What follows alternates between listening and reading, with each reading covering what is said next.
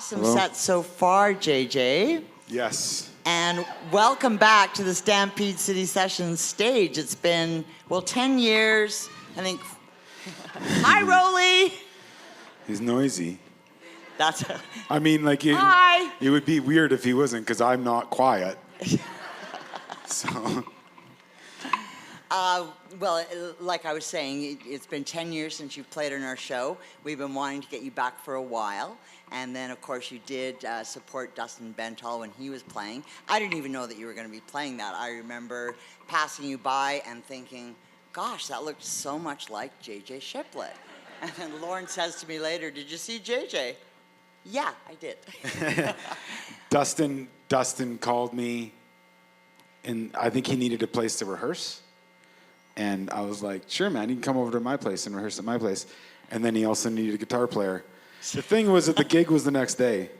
So I stayed up all night trying to learn his songs. Well, I knew most of them, but I stayed up all night trying to learn the songs to make sure that I didn't mess up when I was here. Well, it was a great show, but we're very happy to have you back because we know that you've created a lot of material since then. I thought we'd kind of dial it back to about 2016 just so that we can all get caught up for those of you who don't know where JJ has been coming from, where he's been and where he's going now. So you got a call from Johnny Reed, and he heard your voice, loved it, wanted to get in touch with you. You ended up going down to Nashville, and he assisted you in recording Something to Believe In, which is still one of my favorite songs. And our partner, ATB, they used it as their campaign song last year. It was an absolutely perfect song. Hey, guys, one of our favorite songs, Something to Believe In, so let's put that in the set list. I think it's already there. We forgot to put that on. I mean, it's always been in there. I mean, it was yeah. Well, I'm glad. So when you were down, so you were working hard, establishing yourself. You've got 1 foot here, 1 foot in Nashville. But there's sort of this thing that's gnawing away at you where you feel like the label that you're on is grooming you to be something that maybe isn't quite you. And so in an interview I read that you looked at this as a bit of a blessing in disguise. So maybe you could talk to us about what that blessing was, that change, and how you pivoted from that. I hope you know what I'm talking about. Yeah, I think that a large part of the artist experience for the past, I don't know, maybe 50 years, but 20 years for sure, is you go to Nashville and you do this thing where Nashville's great. There's a lot of incredible musicians there, and the thing is sometimes we encourage our artists to rush down there. I'm trying to be careful with my words here. Sometimes we encourage our artists to rush down there, and really what we need is our artists to be mentored and developed here. Because we need less people. Hold on, before we go there. The thing is that we need actually more people just singing about life. I'm going to be 40 in a couple of years. And old. I don't go to the bar anymore. You don't need to really hear me sing about going to the bar anymore. I want to write songs that represent me, that represent you, that represent us. And oftentimes what happens is that artists get encouraged to go down south and to work with people that they have no connection with, to work with people that don't have their best interest at heart. They just know that the money's there. And because we have a great grant system in Canada, it's a big thing that you go do. Anyways, the whole point of me saying this is that I don't go there anymore. I stay here, and I like to make music with Western Canadians. Yay! Everything I've said tonight, I feel like I've been Debbie Downer here. I'm not Debbie Downer. No, my songs are Debbie Downer. This guy, no. We know that. Well, we'll keep moving along here. So you did end up coming back to Calgary, and of course the pandemic was on your tail, and you had put out an album called Fingers Crossed, which, by the way, is my grandson says that's a hug. So fingers crossed, it's a hug. So you have to teach that to Rolly. I did. In 2 weeks, March like 12th, I released the record of 2020. It turns out that's a pretty brutal time to release a record. Well, and also, but I find it really interesting of what you did. You had a conversation with another amazing Calgary musician, Michael Bernard Fitzgerald, and you were talking about this, that even the recording that you did, you didn't really feel that it was, really you or representative of you. And so he suggested, well, why don't you do a stripped back acoustic version and reimagine Fingers Crossed. And it's crossed did, fingers. And now it's Crossed Fingers. And it's for sale at the merch table.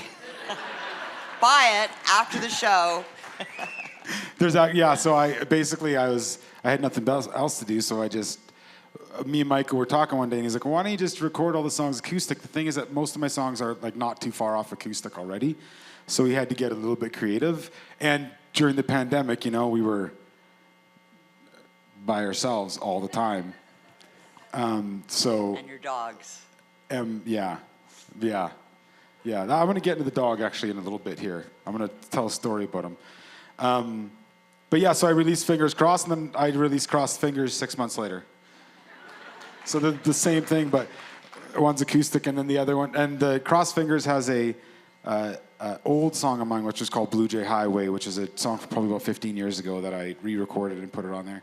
So I have a deluxe edition, which has two LPs in it, which has both of them. Available in the lobby after the show. Well, bringing it up to 2023, you're hot off the tour of opening for the Nitty Gritty Dirt Band, which I didn't even know that you had done, but how cool was that? Yeah, I've actually toured with them 3 times. That's amazing. Yeah. It's one of my favorite bands. Yeah, do you guys want a story for that? Can I take a second with that? Yes, please do. Okay. One time, so the first time I ever went on tour with Nitty Gritty Dirt Band, they broke up in the middle of the tour.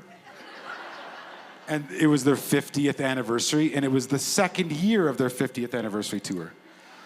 So their banjo player, his name is John, he's a nice guy, he's about this big, pretty intimidating. Him and the lead singer, they were having trouble, Jeff Hanna. And he refused to ride in their tour bus for the tour, so he rode in my van. I drove him everywhere he went. And it was me and him, and he would sit on the phone and he would be doing all these like big time magazine interviews. And here I am like just giddy listening to this guy talk to Rolling Stone, and I'm like. And then the next tour, he wasn't there anymore. Like he wasn't there because the band broke up. And they had new guys, new blood came in. It was younger. Well, that's a very cool Anyways. And then I went down this, okay, here, I'll continue it. And then the next time. I have more questions. Yeah, that's fine. The next time I went down the States with them, this one's short. The next time I went down the States, we ended up in Berkeley, California, and I would do the encore with them, which would be The Wait. We did The Wait every night.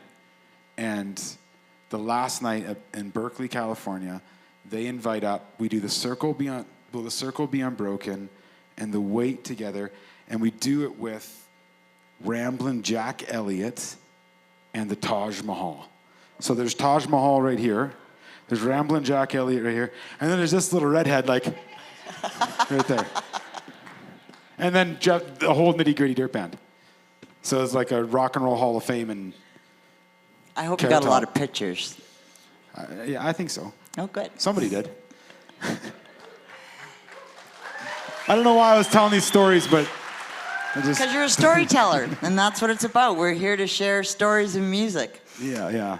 I'll try and talk less. No worries. We love it. Your latest album, Away Through Time. That's a very moving story of how that all got recorded, and maybe you could walk us through it. I know that you recorded it in Langley, BC, at Fort Records. You were hoping to record a couple of songs. You ended up getting 7 songs down. Talk to us about that experience and what led to it. Yeah, I had kind of like what I was saying before. Like, it's really important for me to be creating music with people that I love and that I trust their instincts for my songs. And so there's a community out in Langley, BC, of musicians who have supported me for 20 years and some of my closest friends. And a couple of years ago, Jer, who was the bass player in our group, was diagnosed with cancer, at stage 4 cancer. And me, Jer, and Jay Stewart, who produced this record, the three of us went into a studio together, and we aimed to record 2 songs, and just trying to get something going. We knew that Jer's time was limited, and over the winter, we ended up recording this record. And the song I'm going to do next is the last song that we did on the record, and when I finished the vocals, was actually the last time I saw Jer. Passed away a couple weeks after that, and so this record to me is like, there's a lot of heart and soul in it for me. It's my community, and it's the people that I love the most and that I love create music with, and it's songs about them, it's songs for them. It's straight from my heart. I think most of your songs and music are straight from your heart, JJ. And we are so thrilled that you came back again to play for us after 10 years. Your band is amazing. Your music is wonderful. And thank you so much. Thank you, Ken. Ladies and gentlemen, JJ Shiplett.